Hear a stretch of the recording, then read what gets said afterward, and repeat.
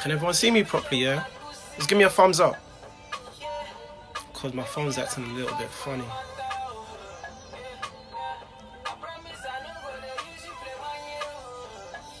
Yes, nice one. Nice one, Nathan.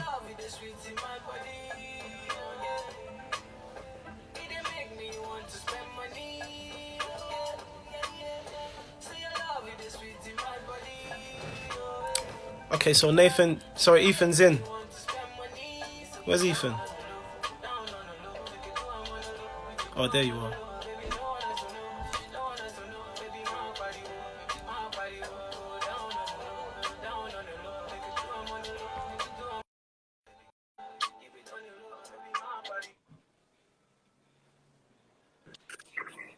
Yo, Ethan.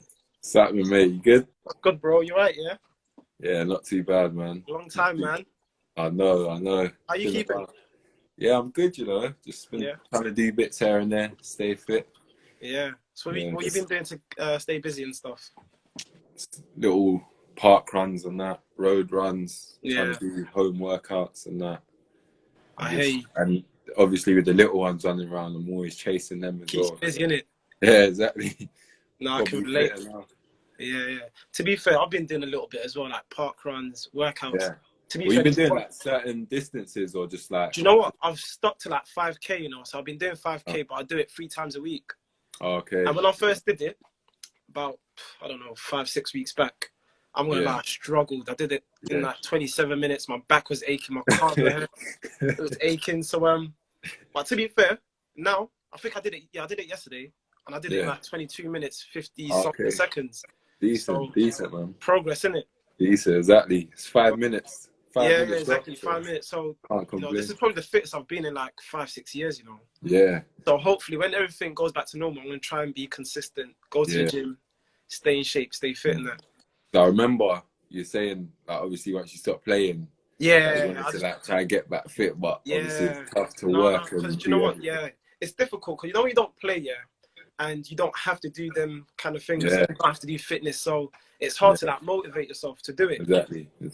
But whereas now I ain't really got a choice but to do it because there's nothing to do. Exactly. But I'm enjoying it though. I'm enjoying it, and I feel the benefits. So I'm just gonna carry on doing it. Yeah, exactly. And like once you kind of have that baseline and your times and that, you always want to kind of compete against it and try and improve your times and that kind of thing. Yeah, definitely. So man, thanks for taking a little bit of time to talk to me. I know you got quite a lot of things going on and stuff, but I appreciate it. So obviously, I'm sure you're aware of what we do. Myself and Dylan work with young people and running this college education program. So for them, this is going to be really insightful. Talking to someone who has gone from playing non-league, and you've done something similar to what they did with the program as well. You did it with Dulwich, right? Yeah. Like so obviously, Aspire.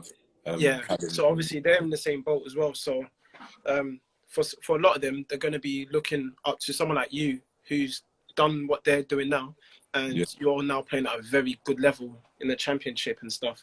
But before we even get into it, though, let's just let everyone know how we met, like our first encounter. Do you remember? I think it was a Dulwich game, innit? Yeah. And you came on loan, and then you came on loan to a game, and I think you just came on the coach, so no one had met you before. You came no one knew me. I think there was like only two players that I knew. Okay. So for me, it was I was nervous because I was new environment. It was a new environment, and it was the first time in a long time as well that I had to like go into a new team, because my team that I was playing for, I was there for like 6 years. So so it was nervous. I was nervous. It was nerve-wracking. So to be fair, you're actually very, very polite. You was welcoming. I remember you coming to introduce yourself to me. So you was actually injured though. Yeah. You was injured, and I was coming back from my knee, man. Yeah. Had it up and that, and then I think I missed about 4 or 5 months of that season. Wow. Yeah. See, that's the thing. Like, obviously, when I met you at the time, like, first impressions for me counts, because my first impression of you was like, right, like you're injured, and if I remember correctly, back then, if you were injured and your team was playing away, you didn't really have to travel. Yeah. But you were at every game. Like Tuesday night, if I remember correctly. Yeah. It was Tuesday night. It was cold. I think it was like in October. Yeah. And then obviously seeing you at every game, just showed that, you know, you just loved the game. You just didn't want to be too far away from it. Yeah, But exactly. yeah. So a few years later, we crossed paths again at Premier Sports. We worked together, didn't we? Yeah. Yeah. Coaching them little rascals. Yeah, good times, man. It was funny though. Yeah, it was. It was funny. But Good yeah, players let's get there into as it well. though, man. So your first memories of playing. So you know, like growing up, what was your earliest memories of like playing football? So how'd you get into it? Well, my earliest memories were actually in my house, just playing with I had 3 older brothers, and like they were all into football. So we used to play a lot of football in the house, and then obviously in the state, we got that our mum would let us out, and then we just literally just play as long as we can. Yeah. But my first memory of being in like actual kind of proper football was up at Ferndale in Brixton. Oh yeah. We used to go there on Saturdays, and it was like a lot of kids used to go there, and then just a little weekend kind of camp thing for a couple hours, and small sided games, little few drills here and there. Yeah, that was my. So it's just about you enjoying it, like really. Nothing too. You didn't think anything too serious into it. So how old was you then? Probably 6, 7. Oh, but I used to go with like one of my older brothers, so and like we used to know, like my cousin used to go, used to know a lot of the other boys there. So yeah, it was just literally just for fun, really, and we all used to enjoy it. Okay, cool. So you know, growing up, so who were your like main influences? Like, what player did you watch, thinking, "Wow, I want to be like that player when I get older"? Yeah, growing up, I wasn't always a centre back. So when I was younger, I used to really like Ryan Giggs. And I just used to see him, like he was left-footed as well. I was left-footed. I used to just see him on the wing, like running past people, crossing, scoring, assisting. So I really liked the way he played, and I used to want to like play like him, basically. I can totally relate. I remember watching Ryan Giggs as well at a young age, thinking, how does he dribble past players with such ease? Like, made it look easy. So like, at what age or what stage was it when you just thought, do you know what, I want to be a professional football player? I wouldn't say there was really like a moment, but I think like a lot of young boys, like you always kind of want to make it. Obviously, it's not always realistic, but I've always kind of wanted to like be a professional footballer from like a young age. There wasn't really like a specific moment. Okay. All right. So if you weren't playing football, what career would you have, what career path would you have gone to? Well, I finished my degree just before I signed for Forest Green, so I was kind of looking in the teaching sector, that kind of thing. I was looking at PGCEs and things like that, and teacher training and all that. So could have been like, teaching or coaching, something within them kind of fields. But, I always kind of had a backup plan. Yeah, that's good. That's good. Because what a lot of these young players don't have is, a plan B. If something doesn't work, if football doesn't work out, they, not saying you can't focus on football, focus on football, but they need to understand that education is equally as important as well. So, I'm glad you said that. So, up until, obviously I make Dulwich Hamlet, but up until then, what clubs did you play for previously until Dulwich Hamlet? So before Dulwich, I was at Fisher Athletic for a year, under 16s. Before that, I was at Millwall for about 6 years. So I basically got released from Millwall at under 15s and kind of stopped playing for like a couple months, 2-3 months, just to kind of just get my head back and stuff. And then a couple boys at Fisher, I knew who the manager was, and I played with a couple of the boys at Millwall before as well.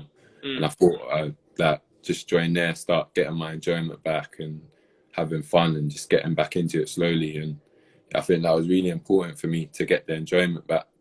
Definitely. So would you say that you lost the love for it a little bit when things didn't work out at Millwall?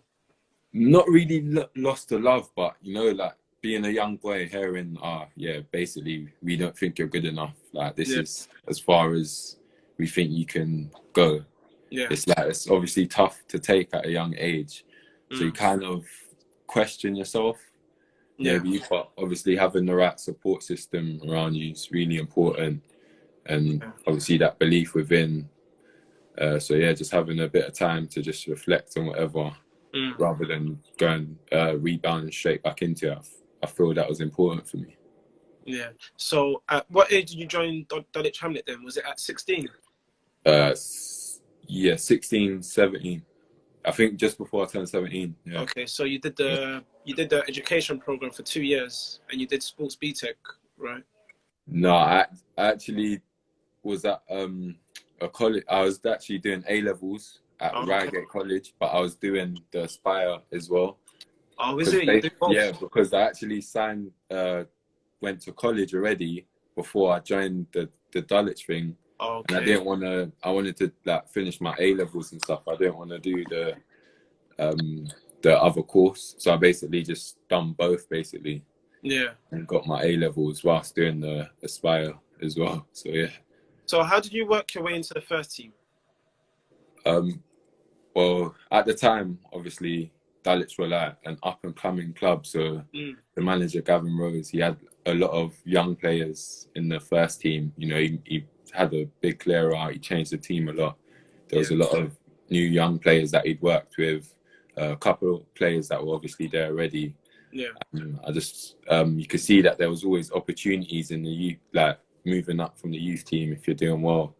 And I think through that pre-season, I done well with the youth team in pre-season. And I think towards the end of the pre-season, I played in one of the pre-season friendlies for the first team, and I kind of just got in from there. But it wasn't like I went straight into the first team. I was still playing and training with the youth team as well. But I was just also playing and training with the first team. So I was basically doing that both. Okay. Yeah, I mean, that's the thing about Dulwich. They've got a reputation of bringing young players through into the first team. Yeah. You know, there's a few players that can, off the top of my head, like Naren. I think Naren's still there till today. Yeah, he is. Yeah, 10 years. 9 years, 10 years. 10 years. Wow. Testimonial, bro. Do you know what? He's got to stay there for the rest of his career. He's a legend, legend. So, how was that experience playing under Gavin? It was a really good experience for me. Obviously, like a lot of times you hear, he's that strict and whatever. But I think having discipline is like really important for young players, especially at that level. Because as you go up the levels, you need to be more disciplined as well. Yeah. And there's not going to be coaches that take the time to tell you need to do this or you need to make sure you're doing this. It's kind of expected. So having someone at an early age let us bang on to us about what's expected of us and what's needed from us is really important. And I think with Gavin as well, he could really relate to a lot of the players, being a local boy himself. Yeah, exactly. I think I remember even after I stopped playing, the season after I stopped playing, I used to come to Dulwich to come watch. Yeah. Because the brand of football that, Gavin brought, he encouraged the boys to get on the ball and play and to express themselves. Yeah, exactly. I feel like that, it boosted a lot of young players' confidence. Yeah. So for me, it was just like, if I was to go anywhere and to go watch a game of football and pay, I'd rather go Dulwich Hamlet because a lot of the boys are all local and, I know them. And performing well week in, week out. So at that point where you're a regular first team, because you wasn't even a centre mid, like you said earlier, you wasn't a centre back. No, I wasn't. You was playing centre midfield, I remember. Yeah, I was playing midfield. I played left back for a bit. So how did that happen, where you moved from centre mid to centre back? I don't know. I think previously, like a few times in the youth team, I might have played there now and then. But I think obviously with my height, that was probably like a good attribute to have a go back there. And then I think it was a pre-season friendly. One of the centre backs got injured. Then I had to move to centre back. Okay. And then literally I had a good game then, and then since then that's where I played. Yeah. So when was you first aware that Forest Green were interested in you? So that was like at the end of the season.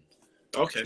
So basically, I was at Dulwich. We got to the playoff final, and then we lost. Yeah, I remember that. And that was heartbreaking. Obviously, yeah, it's gutted. But yeah, and then I think the last couple of years, I was really enjoying my football, doing really well.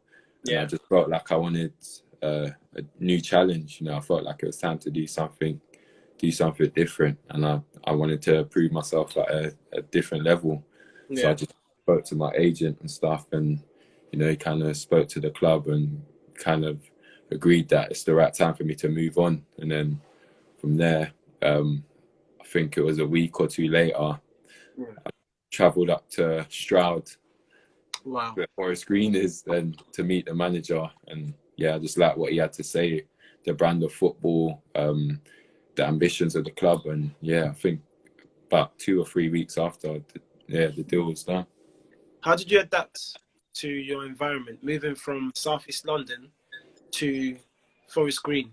That's a long way, Yeah, no, it was a big change, but I think in them kind of places, there's not really any distractions around, so I think that could be a blessing in disguise. When I was first up there, I was in the digs with a lot of the boys, and there wasn't really anything to do, so we just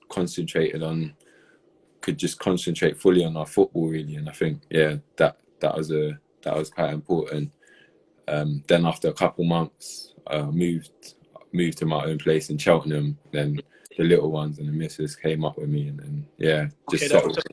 Moved with you as well. Yeah. So I was in the digs for maybe 1 or 2 months, and then I found a place.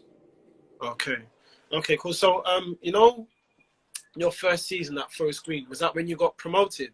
Yeah. So we got promoted my first year there. That? Yeah, it was crazy. Yeah. Because I remember when you moved over, I was following you closely, and I think you lot went to Wembley, didn't you? Yeah. Yeah, it was a massive occasion. And the thing is, the year before they got to the playoff final, and then they lost. In the final. Wow. So I think that like a lot of the boys that were already there, they felt they had something to prove still. So I knew it was going to be tough coming into a winning team, but it was a good environment. Yeah. So you're at Forest Green now. You spent 2 seasons there, and then Barnsley came in. I actually left after 1 season. Oh, so after they got promoted, you left? Yeah. Oh, okay. Oh, wow. I know about that. And then Barnsley came in for you. So again, how did that happen? Was it your agent that they spoke to, and then he came to you? Yeah, basically. So it was after, like, towards the end of the season. Obviously, we as a team, we'd had a really good season. I'd done really well as well, and basically my agent just said, just keep doing what you're doing. There's like teams that are interested, and you've been doing really well. So I never really get caught up in that too much. I kind of just try and take care of what I need to on the pitch, and then everything else will take care of itself. So got to the end of the season, got promoted, and basically heard about the interest from Barnsley. They were in the Championship at the time, so obviously that's a big jump for me, and obviously never actually playing a professional league game yet, because obviously I didn't get to play with Forest Green in League 2. Yeah, it was a big jump, but it was one that I felt I could manage, and I was really ambitious, always wanted to try and compete at as high a level as I could, so I couldn't really say no. Yeah. So your first season at Barnsley, it didn't go quite well, did it? Because the club got relegated. So how was the transition from coming from a winning team and getting promoted, and then moving to a team that were fighting relegation and then end up getting relegated? Yeah, it was a strange one, because obviously even whilst I was at Dulwich, we was always used to winning. Yeah. So going into that Barnsley team, obviously in pre-season, we looked really good. I felt confident going into pre-season. There were a lot of good players there, Most of that first year, I didn't really play. I was like out of the bench. I was on the bench. I was like the third or fourth choice, so I didn't really get to play much until about around Christmas time. Yeah. And yeah, obviously I got a chance around then. Done well. Broke my toe. Back out the team, and I think right at the end I came back for the last couple games against Brentford. Yeah. And then Derby, and yeah, we got relegated on the last day. So that was like a big disappointment. But I feel like a lot of the players playing in the Championship that year, it was new to a lot of us. So It was not just myself. I think a lot of the players there was a lot of players from elsewhere that had just come in as well. Yeah. So after obviously that big disappointment, I felt we all wanted to prove that we were good enough to play there. And, you know, the aims for the second season was always to try and go straight back up into the Championship. Okay, so you've gone into pre-season the following, so after that disappointing season, yeah, the mood was just, oh, we're going to go straight back up. Yeah, basically. Yeah, because we had that year to kind of gel. You know, the Championship is it's a brutal kind of league. You know, it's hard to learn whilst you're playing. It's hard to learn on the job in that league because you get punished. Yeah. So after that first season, we'd had a season to gel, and I think, you know, the boys felt like, yeah, we're good enough to go straight back. Okay, so yeah, that second season, of course, you got promoted with Barnsley. So after that second season, you then got your third move? Yeah. So after the end of that season, yeah, that's when I made the move to Brentford. Yeah. So when Brentford came calling for you, was you thinking, yes, you know, I can be closer to home, close to my family, you know, close to where I grew up? You know, what was going through your mind when you heard Brentford were knocking at your door? Yeah, I think it was actually a lot of things. Obviously, you mentioned being back in London, closer to home. I also feel like the brand of football that they play is like they're one of the best teams to watch. Like the way they pass and move the ball, the new stadium that's getting ready for next season. And they're a really progressive club. I think the last 5 seasons they finished in the top half every year. So I knew that they were a club that were there or thereabouts, ready to take that next step and make it try and get to the Premiership or via like the playoffs or whatever it may be. And I thought it'd also be a good challenge for me as well to come back in the Championship playing for a team that are there to win games. Yeah, because everything happened pretty quick. Because in 2015 you was at Dulwich, and obviously when 2020 now you're at Brentford. In 5 years you had 3 moves. So what would you say? What would you put that down to? Why would you say, you know, you've achieved so much in such a short amount of time? I'd say that commitment. Obviously, always wanting to like prove that I can play at a level. So obviously, coming from a lower level, there's always a stigma that, you know, yeah, you can do well in this league, but this is different. So I think just kind of wanting to prove myself, right, that I'm capable of playing at whatever level. And then once you feel comfortable at that level and you're doing well, wanting to kind of always want to take that next step and challenge yourself even more. I think as a sports person, you know, you always want to challenge challenge yourself as much as possible, and just try and master whatever level you're at.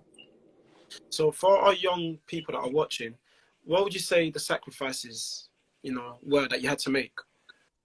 So the sacrifices would probably be discipline. So, you know, when you're in non-league, you're only training twice a week, really. And obviously the professional players, they're training 4 or 5 times a week. So it's going to be tough for you to play at that level and to that intensity if you're not used to it. So I think just making sure that I was always doing things outside of training.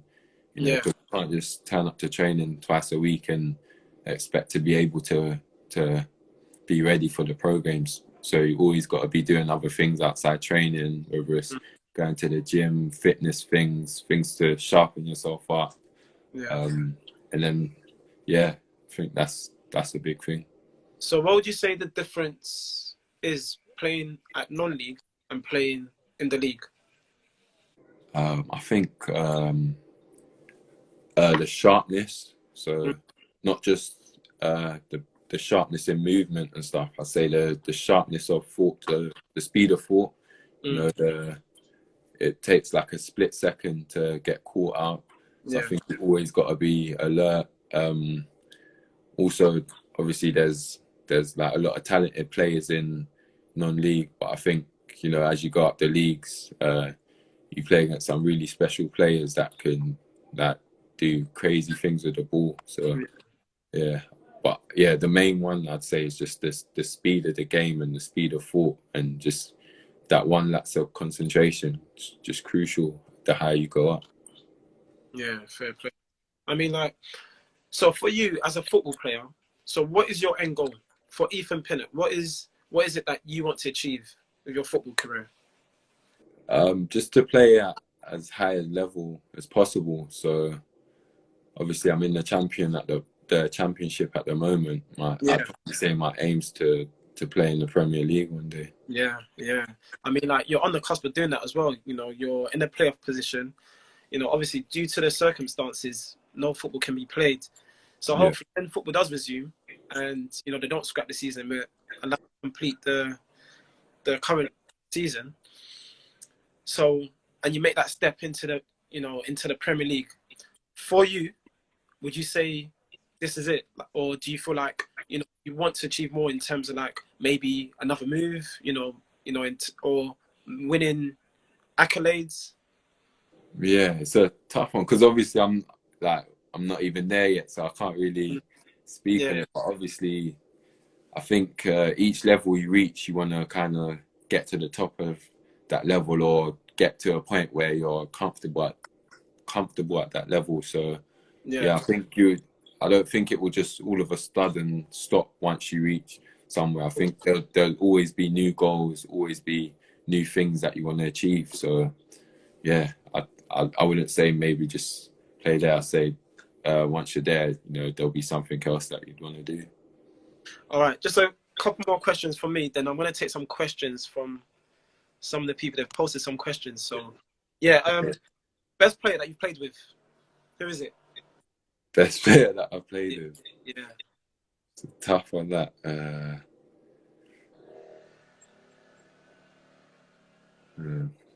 maybe Ben Rama. He's probably the most gifted player that I've played with. Saeed Ben Rama. Yeah. Yeah, the things he could do with a ball, the things that he tries in the game, and like the things that come off in the game, like it's like FIFA stuff sometimes. Like you wouldn't even think to do it in a game. So yeah, he's fair play. Okay, how about the best player you've played against? Played against. We played Aston when I was at Barnsley. We played against Aston Villa a couple years ago. Grealish was like he was on another level. Yeah, he was good. Yeah. Yeah, to be fair, he's a player. Yeah. So let me see what questions these lot have posted. So someone's asked. Oh, someone said miss you at Barnsley. Okay. Any other questions from anyone watching? Any questions you might want to ask Ethan? Now's your time. So just in terms of like your new stadium as well. Yeah. Have you been to the new stadium to see it? Yeah, we went a few months ago before it was actually finished. And yeah, so whilst they were still in the process of doing it, and yeah, it looks proper nice. How many seaters? 18,000, I think. Oh, is it? So how many seaters Griffin Park? About 12. Oh, is it? Yeah. Oh, okay. Yeah, get your question in, guys. Someone asked a question earlier, but I missed it. How was your time at Forest Green, and where does the win at Wembley rank in your career? Yeah, no, I really enjoyed my time at Forest Green. you know, as I said, I only spent a season there, but yeah, it was a top season. You know, top players, top manager, all the staff, the fans. Yeah, really enjoyed my time there, and that win at Wembley, yeah, it's up there. It's up there with the best. Have you been back since you've No, left? I haven't. Nah, Oh, is it? I've only been there once. Yeah. Oh, oh wow. Okay. Any other questions?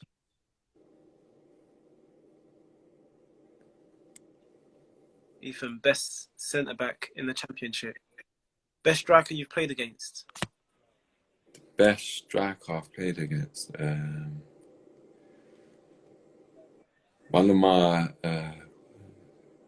the toughest opponent this season, probably Djukovic for Birmingham. Oh yeah. He's a strong lad. He's that experienced. He makes it difficult, so he's really good at using his body, and you know, they play really direct. So the keeper's like just bombing balls up to him all day long, and he's really good at kind of just trying to knock defenders off balance. So you can never just win a straightforward header against him. There's always something, and yeah. Would you say that you'd rather play? Who would you rather play against? A striker that pins you and holds up play, or a striker that's a little bit more? A little bit more. What did you say? So you're cutting out a bit. Oh, is it? Can you hear me now? Oh, yeah, I can hear you now. Yeah. So would you rather play against a player that will pin you and bring players into play, or a forward that is a little bit more intricate and, you know, creative? Probably I'd rather play against a striker that will try and pin me.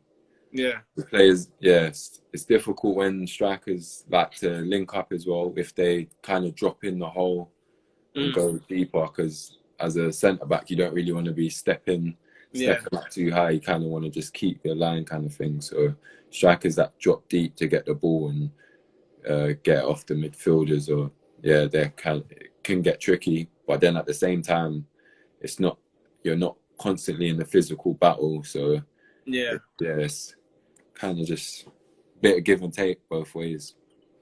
Yeah. Okay. I've got a question here. What is your training schedule like? Do you practice every day?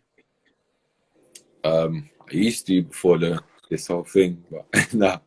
Well, we used to train pretty much every day apart from after match days. So on a Sunday, we'd most of the time have Sunday off if there's not a Tuesday game. If there is a Tuesday game, then we'll be in on Sunday just for recovery. Then on Wednesdays is our day off regardless. So after a Tuesday game, if there is or not, we'd still be off on a Wednesday. And then every other day we'd be in for training and gym. We do gym twice a week. Okay. Yeah. So with the gym stuff, like what kind of exercises do you do? Is it like weights, or is it more like strength and conditioning type? It depends on the day. So let's say it's a Saturday week with no midweek game. Yeah. On a Tuesday, we do a strength session in the gym, so like squats and like more heavier kind of stuff. Yeah. And then on the Thursday, we do more power stuff, so like jumps and bounds and things like that, with a little bit of weights as well, but just less weight and more power based, power focused. Okay. How was your time at Barnsley?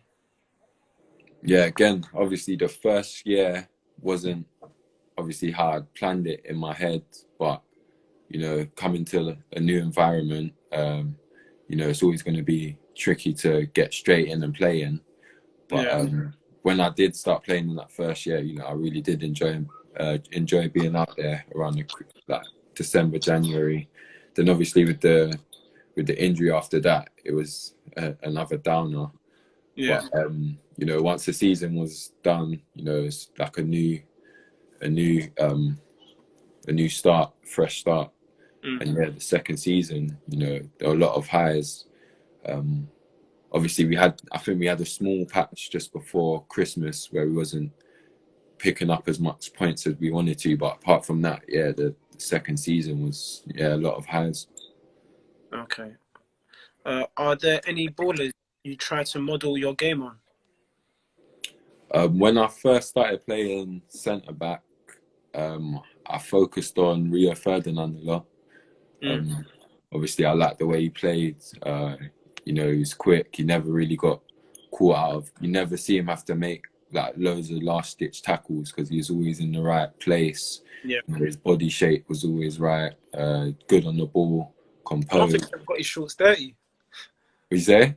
I don't think he ever got his shorts dirty. No, exactly. And obviously, he's quick. He's vocal as well. You could always see him giving out orders. So yeah, he was like a player that whilst he was playing, I used to look at a lot once I moved to centre back. Okay. Did someone asked, what are the main attributes for a centre back? What did I say? Communication. So obviously you're like the backbone of the team. So you know, once you concede, fingers get pointed at defenders and the goalie. So I think it's important to be really loud and making sure the players ahead of you are doing their jobs and are where they need to be. So yeah, I think it's really important to have communication and be vocal. And kind of leadership as well, that kind of ties into it. But yeah, being a leader, you know, you're kind of you got to make sure the players ahead of you are doing what you want again, same kind of thing. Aerially, I think in the English leagues, it's important to be, you know, decent in the air as a defender, because there's a lot of physical teams and physical players that, you know, would try and bully other players if they're not quite physically there. Okay, take a couple more questions. How did you find your time at Barnsley? Oh yeah, he's already answered that. If you could play another sport, what would it be? Probably table tennis, probably. Oh yeah? Like that. Yeah. I might have to play you one day. I like to become a good player myself. Nah, yeah, I'm decent, to be fair. Oh, is it? Yeah, we'll set up. Okay. Good question. If you could play with any CB, who would it be? Any centre back. Any centre back. Probably Rio, you know. Yeah? Yeah, probably Rio. I think you two will complement each other. Yeah. What's the most frustrating game you've ever been a part of? Most frustrating game.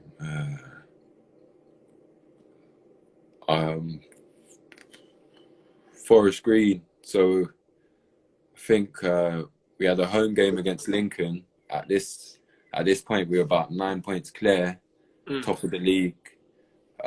First half, 1-0 up, 2-0 up, cruising.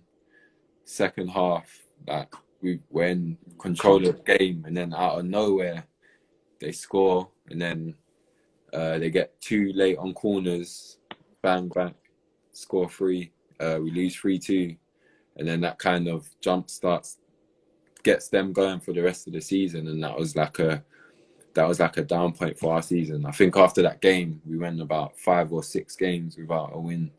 So I think that was a really frustrating game. The fact that if we won that, we would have been like gone clear. So yeah. Okay. Your story is amazing. Grafting. But what advice can you give to a young player in the same position you was once at, Dulwich Hamlet? I'd say just always have that self-confidence in your ability. In football, things ain't always going to go your way, whether it's injuries, not playing, whatever. Just always have that confidence in your ability. And, you know, once you do get a chance to play, don't kind of shy away from it. Don't let the game pass you by. Just make sure you do whatever you can to cement your place in the team, and then just get playing regularly. And yeah, once you're playing at a consistent level each game, then there's always going to be people watching. Yeah, I mean, because with a lot of young players now, if they don't get looking in the team, they just end up leaving rather than waiting their time, being patient. Yeah, exactly. And once they get the opportunity, just make sure the coach hasn't got a reason to drop you. Yeah. That's why you find a lot of young players have like 10 clubs at the age of 19, 20. Yeah, because when I was at Dulwich, it wasn't till like I think maybe the third season. So I had the injury in my second year. I think maybe towards the end of the third season where I was like playing week in, week out. So you've Before that, I'd have spells in the team, spells out the team. So yeah, it's not just as soon as you're not starting, just look for something else, because then you're starting again. Oh, I think Michael's in here. Michael Kamara. He's called you Will Smith. Oh yeah, it's just MK. Ethan, you legend. He's a dog. All right, we'll take 3 more questions, guys. What was the greatest victory you've been part of in your career? The greatest victory.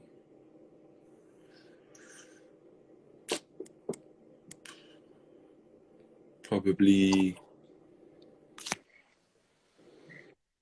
I'd say Blackpool at home, just because it wasn't our best day, but that was like the crucial win for in the title challenge when I was at Barnsley.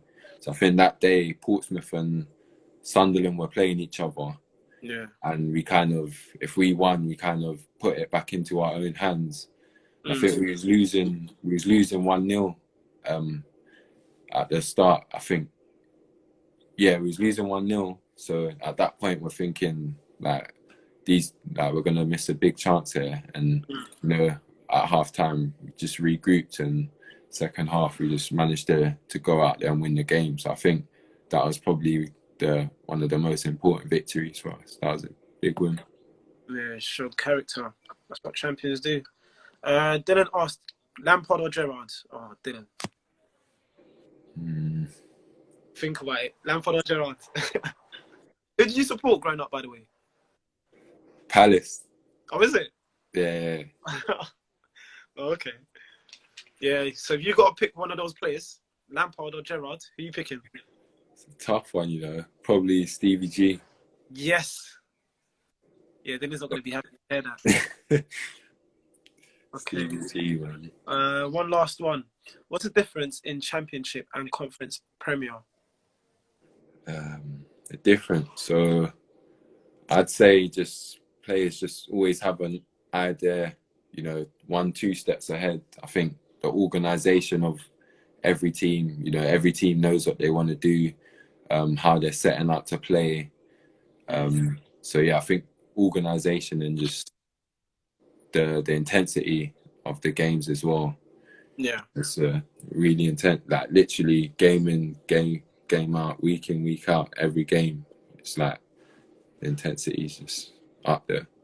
So when the season finishes, like, what do you do to like unwind? Do you play football with friends still, or like do you just want a break from football and just want nothing to do with football until time to go back for pre-season? To be fair, I'd say the first couple weeks is like to recover. First 2-3 weeks, I'd try and just recover and just kick back, maybe go away, go on holiday and stuff.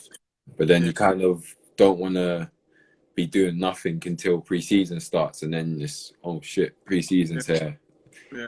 And then you're screwed. So I kind of gradually build myself back into it after a few weeks of like just completely chilling and recovering. Yeah. Okay, we'll take one last one. How are you so good at headering? Just a head on the stick. No, I think it's just like trying to judge the flight of the ball, and then timing helps being tall as well. Yeah, definitely. But Ethan, really do appreciate you taking a little bit of time out of your day. No problem, man. Thanks for having me. This is going to be very insightful for our young players as well that have tuned in, and everyone else that's tuned in. So, yeah, keep working hard. Really, bro. I just hope that your team does you make it into the playoffs and you actually win the playoffs. I want the Premier League next season. Yeah, fingers crossed, So, bro.